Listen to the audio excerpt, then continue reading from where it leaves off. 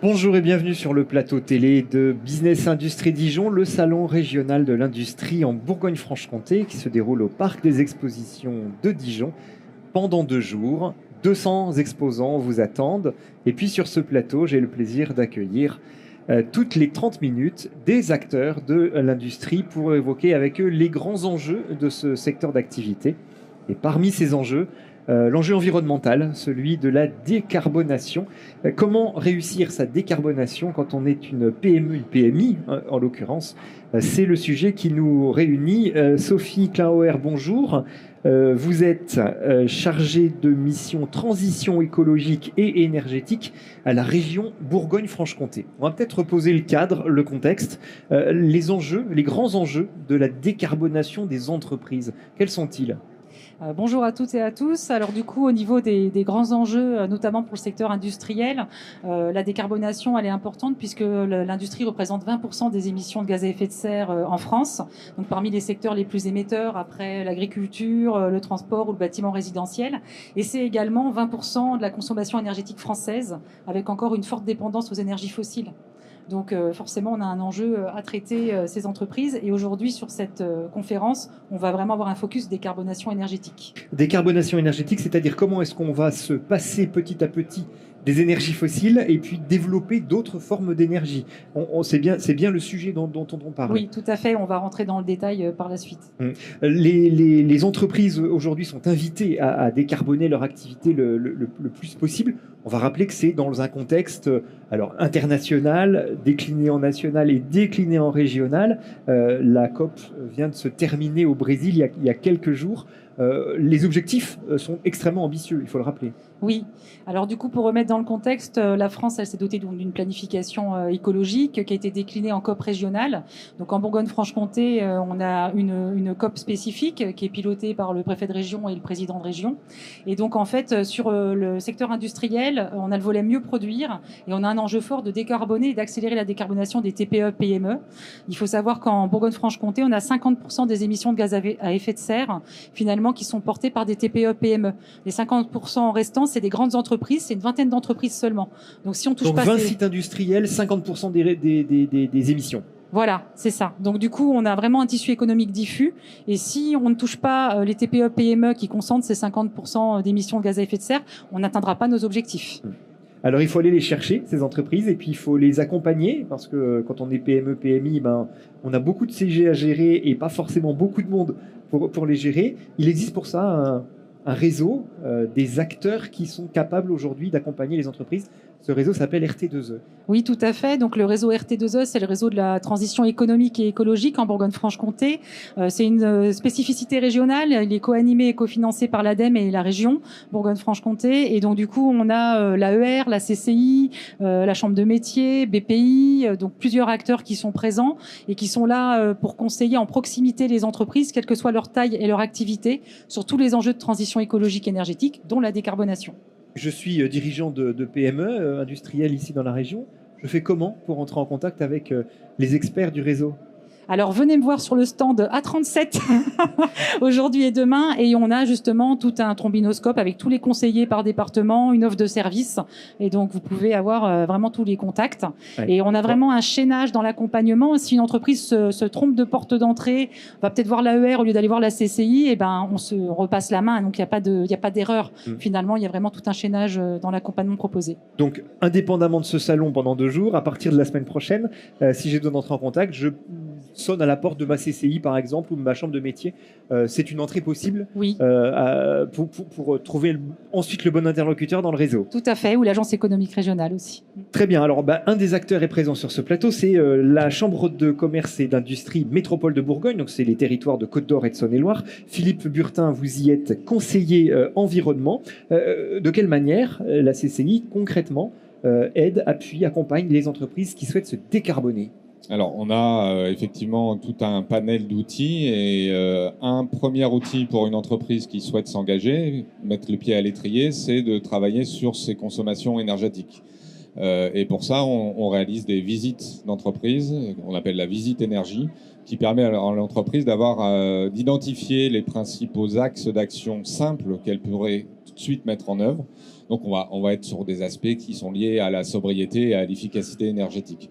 Donc la sobriété, essayer d'éviter de consommer des choses qui sont inutiles, exemple des choses allumées qui n'ont pas d'utilité, pas de nécessité. Et puis l'efficacité, essayer d'optimiser au mieux l'usage dont on a besoin avec un minimum d'énergie. Voilà. Alors ça c'est un premier pas c'est la première étape. Démarche. C'est une étape indispensable. On n'est pas sur un bilan carbone, on n'est pas sur des choses très élaborées. Alors c'est pas très élaboré, mais on a déjà les grandes masses de ces émissions de carbone, parce que en général on a peut-être des énergies fossiles qui sont utilisées, en général souvent du gaz, on va dire, et puis le reste souvent de l'électricité. Donc, là, on travaille sur la base de factures, de comptabilité, pas forcément des capteurs ou des choses comme ça. Voilà, là, on est sur un premier niveau, une première approche. On a effectivement aucun capteur et on a des estimations dans des grandes masses. Mais ça permet quand même de pouvoir identifier qu'est-ce qui pèse le plus dans son usage actuel, et d'identifier là où il faudrait approfondir et prioriser. Parce que partir sur tout, c'est compliqué, surtout pour des petites structures. Bien sûr. Voilà, donc notre mission, il est d'éclairer à un premier niveau l'entreprise pour que dans un second temps, elle puisse aller plus loin sur quelque chose de plus important. Alors, et justement, de quelle manière va-t-elle aller plus loin? Quel sera le deuxième pas? Le deuxième pas, elle peut aller sur quelque chose qui est un diagnostic énergétique ou un bilan carbone, si elle veut encore aller un cran plus loin. Le diagnostic énergétique, là, on aura, comme vous l'évoquiez, une instrumentation. Et donc là, on aura une analyse très fine et très précise par catégorie d'usage, et ce qui permettra à l'entreprise d'identifier ses priorités.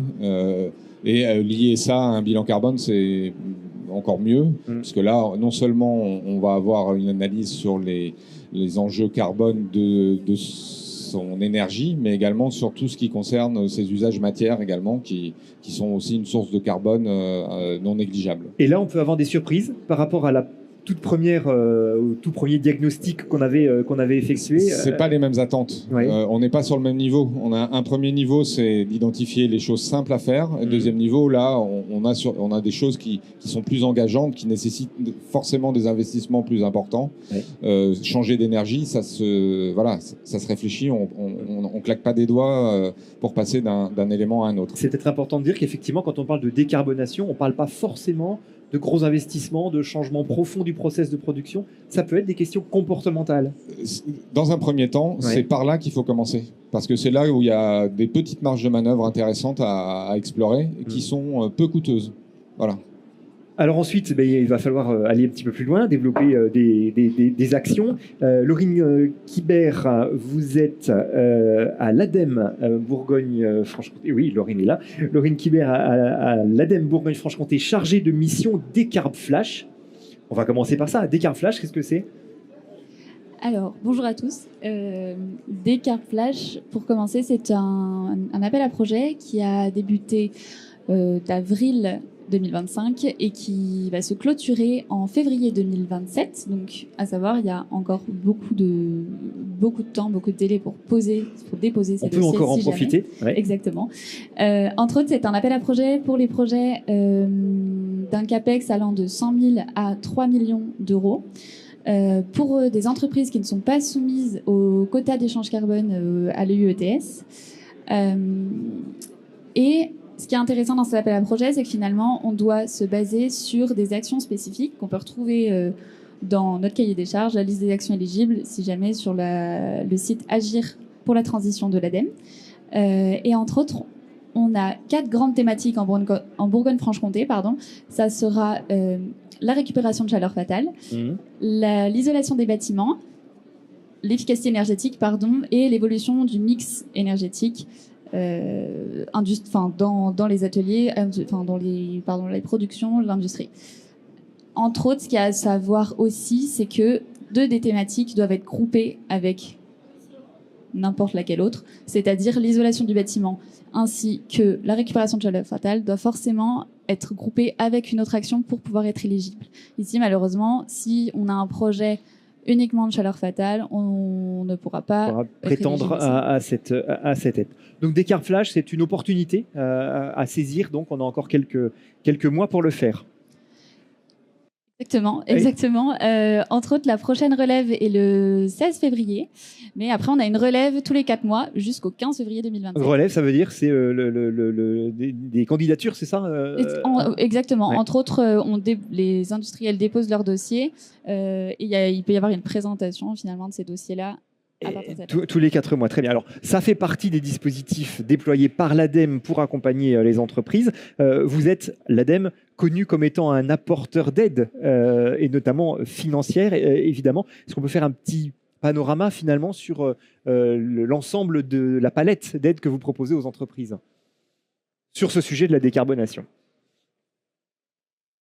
Est-ce que le micro fonctionne ? Prenez celui de Sophie, parce que j'ai l'impression qu'il y a un petit problème avec votre micro. Alors, voilà, c'est mieux. Pour la palette des aides, on a aussi Pacte Industrie. Oui. Pacte Industrie qui rejoint un petit peu la démarche dont vous parliez. C'est moi qui... Ah, c'est vous. Alors, vous avez c'est moi qui ne marche plus. Vous émettez des ondes, Laurine, en fait. Alors, Pacte Industrie vise à aider, financer. Il y a plusieurs modules possibles où, entre autres, ça vise à structurer la démarche en faisant l'état des lieux dans un premier temps. Ça peut financer, aider et former. Surtout, typiquement, ça peut former des référents énergie grâce à ProRéféi qui aide à faire l'état des lieux de l'industrie, enfin de l'entreprise. On retrouve aussi l'étude de mix d'opportunités qui là peut être une étude typiquement qui est une pièce obligatoire pour déposer un dossier sur Descartes Flash. D'accord. Donc on peut retrouver des liens entre les dispositifs. Oui. Puis ensuite on a la démarche acte pas à pas qui permet de structurer toute notre démarche et on peut aller jusqu'au financement, enfin jusqu'au coaching de financement, voire la certification de notre démarche par Pacte. Et ça s'adresse à qui? À quelles entreprises? Alors ça va s'adresser à toutes les industries, toutes les entreprises qui ont un code NAF industriel. D'accord, il n'y a pas de conditions particulières pour être éligible à ce dispositif Pacte Industrie. Alors pour Pacte Industrie, a priori, industrie manufacturière, exactement. Très bien. Combien d'entreprises sont concernées dans la région? Vous accompagnez combien d'entreprises sur la décarbonation, Laurine? Alors, pour la région, enfin en tout cas pour la France, en tout cas aujourd'hui, Pacte Industrie, ça représente 343 entreprises aidées, aujourd'hui vraiment. Plus après, plus de 500 personnes formées par ProRéféi justement en management de l'énergie, etc. Je reviens vers vous, Philippe, pour évoquer un deuxième enjeu. Alors, on a parlé des dispositifs permettant de basculer d'énergie fossile vers des énergies plus vertes. Et puis, il y a un enjeu qu'il ne faut jamais oublier, c'est celui de la sobriété.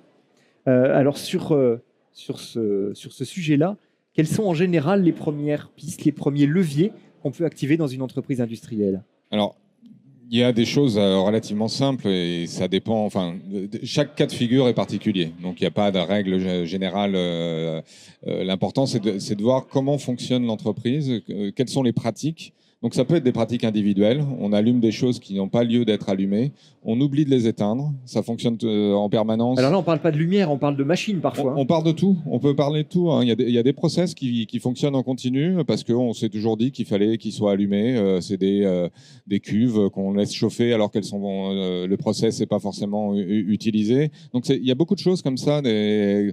Qui par habitude, on a toujours fait comme ça, donc on continue à faire comme ça, alors qu'en fait, quand on se repose la question, est-ce que c'est vraiment nécessaire? Est-ce qu'on a vraiment besoin de consommer cette énergie à ce moment-là? Souvent, en tout cas parfois, on se rend compte que non, finalement, c'est quelque chose qu'on pourrait éteindre sans trop de difficultés. Ça veut dire que toute cette phase-là, elle doit être... alors, c'est une démarche qui est portée par le dirigeant de l'entreprise ou par la direction de l'entreprise, mais ça veut dire qu'aussi, elle doit être menée en étroite collaboration avec les collaborateurs. Il faut les impliquer dans la démarche. Avec les salariés, il faut absolument descendre au niveau de l'opérateur, très clairement. Il faut aller directement sur le terrain, il faut regarder les pratiques qui sont faites. C'est-à-dire que ce soit sur le chauffage, des choses qui ne sont pas liées directement à la production, il y a des marges de manœuvre qui sont non négligeables. Et souvent, quand on est dedans, on ne s'en rend pas compte. Le dirigeant, il ne sait plus, puis il a beaucoup d'autres choses à faire.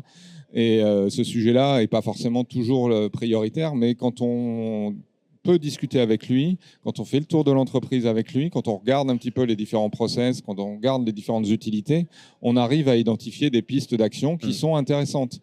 De votre expérience, quel gain peut-on espérer de cette toute première démarche finalement ? Pour quelqu'un qui ne s'est jamais reposé de questions depuis longtemps, on peut estimer 10 à 15% de la facture. Ce sont des choses qui sont inutiles, qu'on peut arrêter. Et c'est à chaque fois, c'est une somme de petites actions prises individuellement qui ne représentent pas des milliers d'euros ou des milliers de kilowattheures, mais mises l'une derrière, bout à bout, on arrive souvent à 10-15% de la facture, qui sont des choses inutiles, qui ne servent pas, qui n'ont pas d'intérêt pour l'entreprise. Quand l'enjeu économique rejoint l'enjeu écologique, évidemment, il faut se saisir de l'opportunité. Et ça doit le rejoindre tout le temps pour que ce soit efficace. Voilà. Sophie Renard, vous êtes chargée de mission énergie renouvelable et récupération de chaleur à l'Agence économique régionale de Bourgogne-Franche-Comté, un des acteurs de ce fameux réseau, de ce RT2E. Alors, chacun a un peu sa spécialité, on l'a bien compris, vous êtes complémentaires au sein de ce réseau. Vous, un des sujets qui est vraiment à vous, c'est celui de la récupération de chaleur. Expliquez-nous. Absolument. Donc, de la chaleur fatale, c'est la chaleur qui est perdue. Donc, de quoi on parle ? En fait, c'est la chaleur, peut-être qu'on a utilisé une première fois, et puis après, qui part dans les cheminées, en forme de fumée, accompagnée avec la fumée. Et puis, vous pouvez aussi avoir de la chaleur qui est dégagée par des équipements. C'est pas ce qu'on recherche. Je pense par exemple au compresseur, puisqu'on recherche plutôt de l'air comprimé, mais ça produit de la chaleur et cette chaleur, on peut essayer d'en faire quelque chose. Donc c'est vraiment de l'optimisation de chaleur fatale. Oui, absolument. Alors la chaleur fatale qu'on a tendance à offrir aux petits oiseaux, qu'on aime bien par ailleurs, mais qui peut servir plus utilement à quoi concrètement ? Voilà, tout à fait. Ceux qui ont changé leur compresseur récemment le savent, souvent vos fournisseurs de compresseurs vous ont proposé de valoriser cette chaleur fatale dans l'ECS, c'est-à-dire dans l'eau chaude sanitaire. Effectivement, c'est quelque chose qui se fait même très très facilement aujourd'hui, mais ça n'a peut-être pas d'utilité s'il n'y a personne qui se douche à l'entreprise, et c'est parfois le cas. Des entreprises, voilà, des employés qui travaillent en journée, qui préfèrent se doucher chez eux tranquillement, il y en a plus que souvent. Donc ça ne sert à rien de valoriser dans cette optique-là pour ce cas-là. Par contre, ça peut être réutilisé, et souvent c'est ce qu'on essaye de faire en priorité, c'est de réutiliser cette chaleur, si elle est en quantité suffisante, dans le process lui-même. Puisque le process, lui, il va tourner toute l'année. Donc l'idée, c'est effectivement d'optimiser un maximum cette chaleur. Et quelque chose qui peut être aussi réalisé, c'est du chauffage pour le chauffage pour l'hiver. Donc là, ça va être optimisé 6-8 mois de l'année, mais c'est toujours mieux que rien du tout, effectivement. Bien sûr, ce sont des investissements importants qu'il faut consentir pour récupérer cette chaleur perdue. Absolument, il y a quand même un investissement conséquent par rapport à la sobriété ou aux premiers gestes qu'on peut avoir. Ceci dit, déjà, ils sont accompagnés par l'ADEME. Et puis, alors ça dépend effectivement de combien, parce que souvent on va comparer on va faire des retours sur investissement, on va le comparer aux dépenses gaz, voilà. Et on peut arriver à des retours sur investissement de 4 ans pour certains projets, donc ça peut être tout à fait envisageable pour une entreprise industrielle. Et effectivement, il y a des aides de l'ADEME, vous avez des cartes flash Pacte Industrie, parce qu'on en a parlé, il y a le fonds chaleur, il y a des contrats de chaleur renouvelables territoriaux sur certains départements, donc on peut vraiment essayer d'optimiser. Et puis vous avez la région qui va venir effectivement aussi.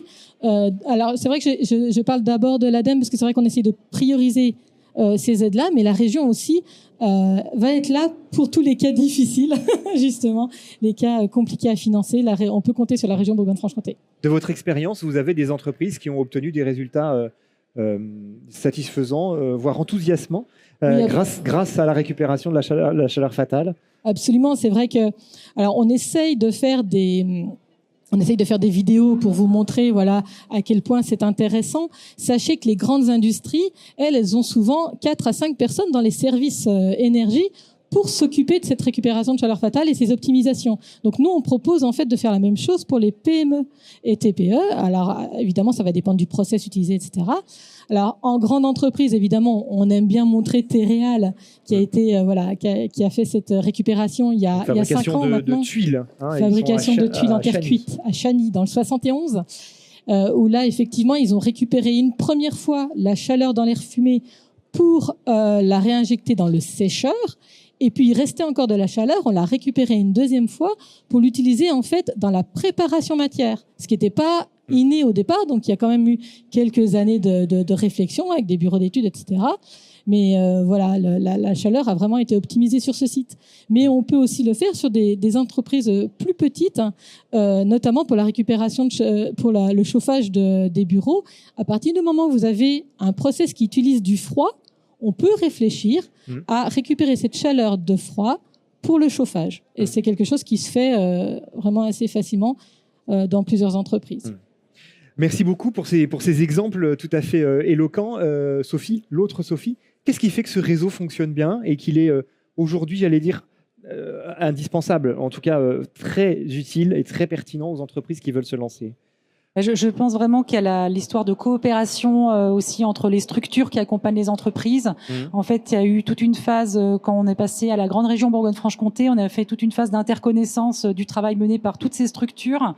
Et en fait, ça permet aussi de connaître les outils que chacun porte, chacune des expertises, et d'être là pour orienter au mieux l'entreprise, parce que c'est vrai que il y a quand même beaucoup de dispositifs, que ça soit des accompagnements techniques ou financiers, et pour les industriels, c'est pas toujours simple de s'y retrouver. Au moins avec ce réseau-là, on sait qu'on peut toquer à une porte et si on se trompe, on est réorienté. Donc c'est vraiment une force. Il y a des aides, on l'a bien compris, l'ADEME en particulier est en première place sur ce sujet-là. Dans un contexte de finances publiques un petit peu tendu, c'est très vrai pour l'État, ça l'est aussi pour les collectivités. Est-ce qu'on peut rassurer les entreprises industrielles aujourd'hui sur la pérennité de ces aides, ou en tout cas le fait qu'elles continueront à exister? Laurine Kibert, si vous voulez commencer. Alors, si, ça marche. À savoir, pour le programme Pacte Industrie, finalement, ce sera des fonds privés. Enfin, c'est financé par des fonds privés puisque c'est financé par les C2E. Donc les certificats d'économie d'énergie. Exactement. Et donc, ce budget-là est fixé jusqu'en 2028. Et pour Décarplage, c'est pareil, les relèves sont organisées jusqu'en 2027. Donc, à ce niveau-là, les budgets sont fixés et il y a peu d'inquiétude à se faire là-dessus. Très bien. Pas d'inquiétude, pardon. Bah écoutez, merci de nous rassurer, effectivement.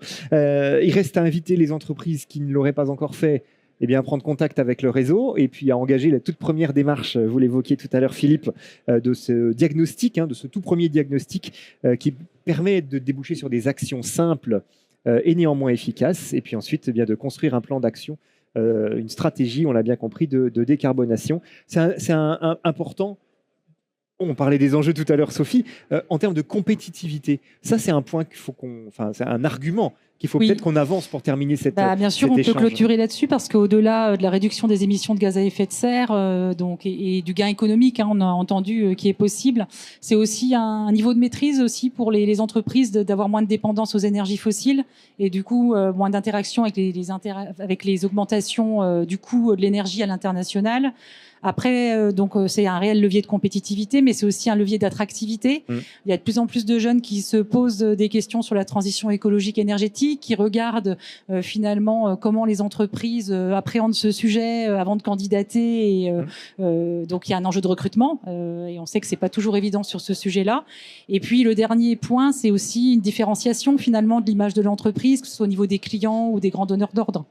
Voilà. Merci beaucoup. Message, mot d'ordre, décarbonons. Voilà, ce sera le mot d'ordre de cette journée, de ce plateau. Merci à tous les 4 de votre intervention. Bonne journée et bon salon.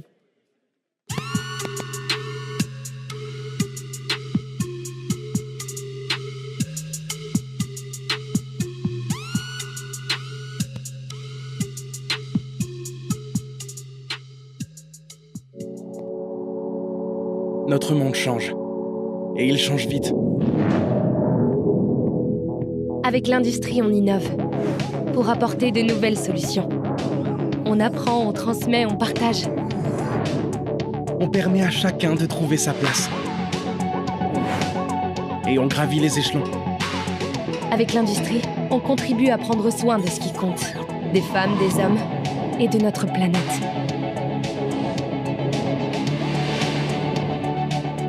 Grâce aux 3 millions de salariés engagés dans nos 90 000 entreprises, on transforme le quotidien. Viens, on accélère avec l'industrie.